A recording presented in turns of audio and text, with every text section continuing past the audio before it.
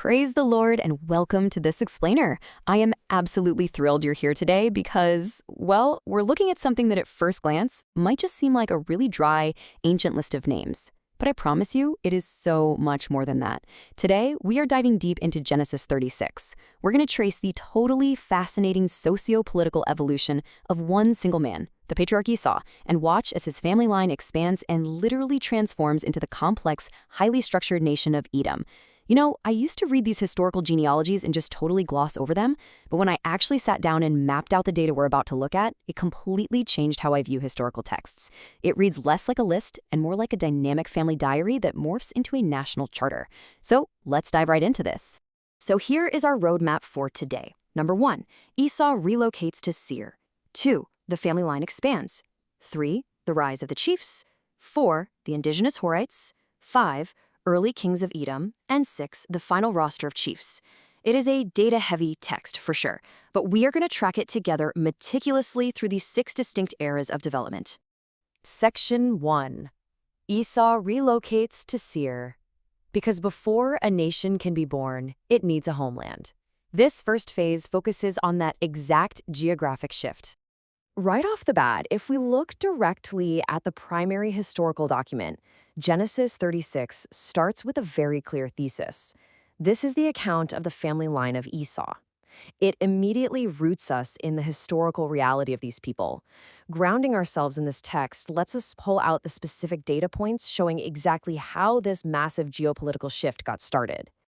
And this right here brilliantly illustrates the catalyst for Esau moving away from his brother Jacob.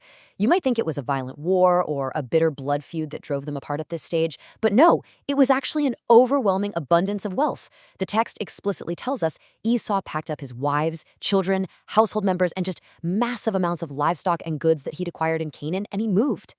To put it in a simple, everyday analogy, think of 2 highly successful startup founders who suddenly realize their company has just grown way too big for the small garage they started in.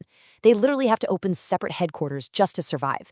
And actually, this gives us our first actionable step for daily application. Sometimes, creating healthy physical and emotional space isn't a sign of failure. It's just a necessary step to manage overwhelming growth and preserve peace. Just to clear things up real quick, we need to understand the terminology the text uses interchangeably. It notes, so Esau, that is Edom, settled in the hill country of Seir. So Esau literally is Edom. His descendants are the Edomites, and their new permanent territory is that geographic region known as the hill country of Seir. Whenever you see these terms popping up, you're looking at the exact same family and their new home. Section 2. The family line expands.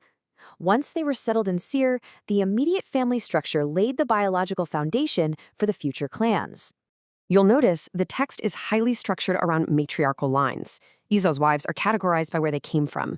He took women from Canaan, Ada the Hittite, and Basmath, who is noted as the daughter of Ishmael. He also married Oholibamah, a Hivite.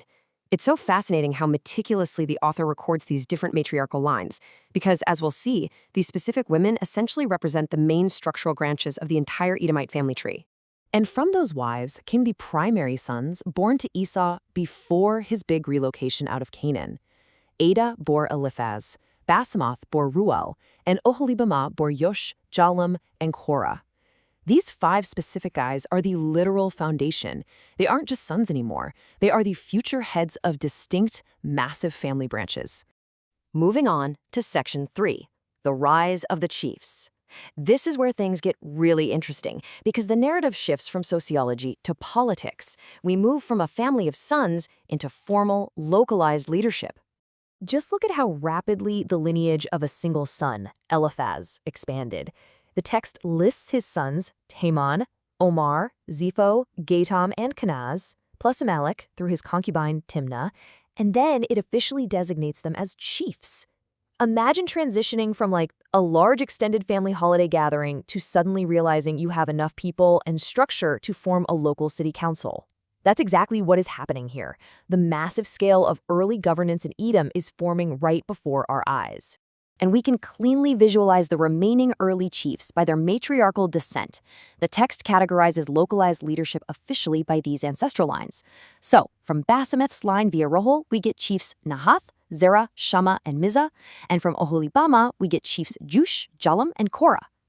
This brings us to our second actionable takeaway for today. Clear organization is absolutely key to managing complexity.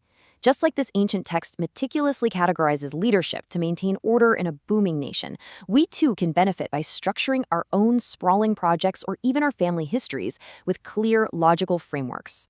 Section 4. The indigenous Horites. This is crucial because Esau didn't just move into an empty, abandoned land. What's really wild is that right in the middle of Esau's genealogy, the ancient text intentionally hits the pause button. It completely shifts gears to document the sons of Seir the Horite who were living in the region. This gives us a peek into the complex political and social landscape that Esau's family integrated into. They weren't just existing in a vacuum out there.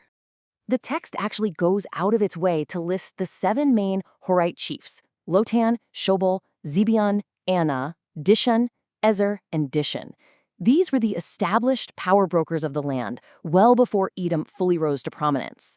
It really paints a picture of a shared neighborhood where Esau's descendants lived alongside and very likely intermarried with these established Horite divisions. Okay, I have to pause here because this is perhaps my absolute favorite detail in the entire source material.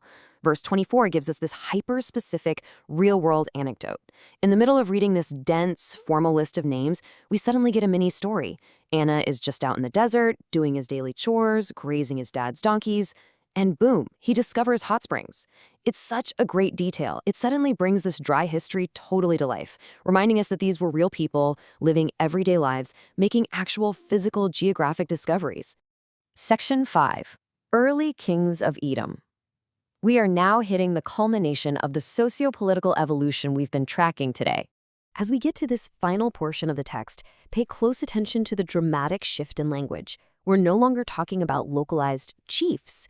We are now reading the official records of the kings who reigned in Edom. The nation has officially leveled up from scattered tribal leaders to a formalized reigning monarchy. Looking at this succession of kings, check out the incredible diversity here. We've got King Bela in Dinhabah, King Jobab from Bozrah, King Hadad in Avith, and later another Hadad in Pa. These guys aren't just passing leadership down father to son in one single location. These kings are coming from different origins and ruling from totally diverse royal cities. To use another analogy, it's like a country transitioning from a loose confederation of local mayors to having a single centralized federal government with distinct capital cities. It proves without a doubt that Edom had become a highly structured, centralized kingdom. Finally, Section 6, Final Roster of Chiefs. The source text concludes by returning to the chief structure, but it does so with a brand new perspective. The text emphasizes that these final chiefs, Timnah, Alva, Jetheth, and the rest, are listed according to their settlements in the land they occupied. The focus has totally shifted from biology to geography. The nation is completely settled now. And this gives us our third and final actionable step for today. Recognize the phases of your own growth. Just as Edom moved from a migrating family to bloodline chiefs and finally to established leaders grounded in specific settlements, we too go through phases where we have to transition from merely surviving or wandering to finally putting down permanent roots and establishing our settlements, whatever they may be in our own lives. To wrap up, I want to leave you with this incredibly provocative historical marker from verse 31. The text explicitly points out that these Edomite kings reigned before any Israelite king reigned. Think about that. It forces us to ponder the vastly different developmental timelines between these two brother nations, Esau and Jacob. While Israel was still developing and wandering, Edom was already this established monarchy. It's a fascinating reminder that growth and establishment happen at entirely different paces for everyone. Well, I hope you found this deep dive into Genesis 36 as captivating as I did. If you enjoyed this structured breakdown of the text, please make sure to like, share, and subscribe so we can keep bringing you these explainers. Keep learning, and I'll see you next time.